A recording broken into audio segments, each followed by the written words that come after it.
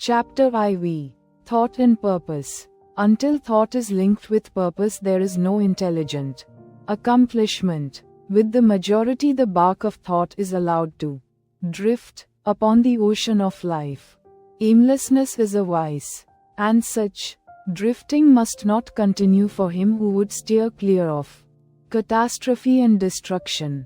They who have no central purpose in their life fall an easy prey to petty worries, fears, troubles, and self-pityings, all of which are indications of weakness, which lead, just as surely as deliberately planned sins, though by a different route, to failure, unhappiness, and loss. For weakness cannot persist in a power-evolving universe.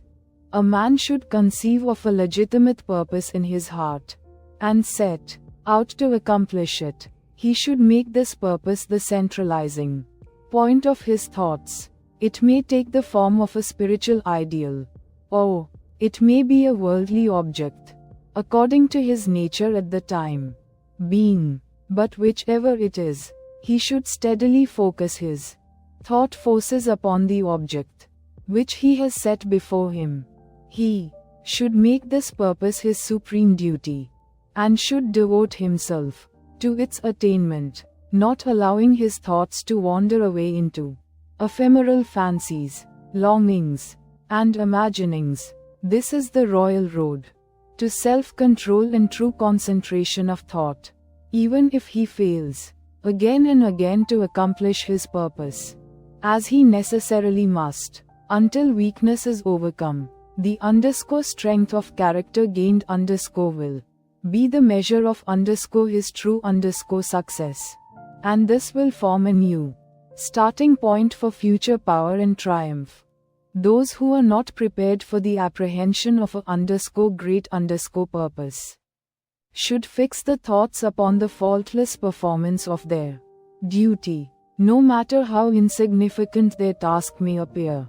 Only in this way can the thoughts be gathered and focused, and resolution and energy be developed, which being done, there is nothing which may not be accomplished.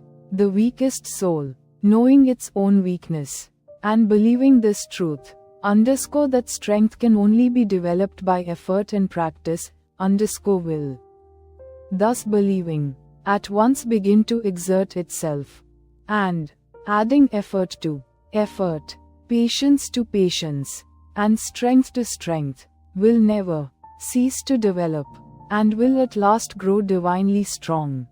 As the physically weak man can make himself strong by careful and patient training, so the man of weak thoughts can make them strong by exercising himself in right thinking, to put away aimlessness and weakness, and to begin to think with purpose, is to enter the ranks of those strong ones who only recognize failure as one of the pathways to attainment, who make all conditions serve them, and who think strongly, attempt fearlessly, and accomplish masterfully.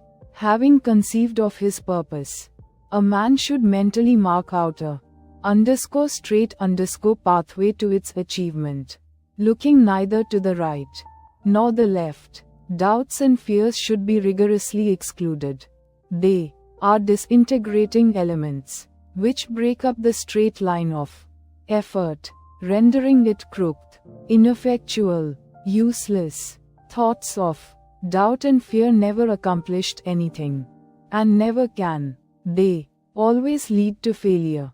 Purpose, energy, power to do, and all strong thoughts cease when doubt and fear creep in.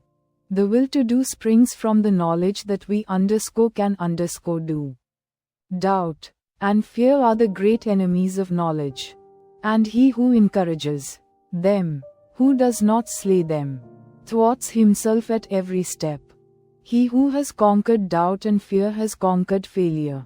His every thought is allied with power, and all difficulties are bravely met and wisely overcome. His purposes are seasonably planted, and they bloom and bring forth fruit, which does not fall prematurely to the ground. Thought allied fearlessly to purpose becomes creative force. He who _knows this is ready to become something higher and stronger than a mere bundle of wavering thoughts and fluctuating sensations. He who _does this has become the conscious and intelligent wielder of his mental powers.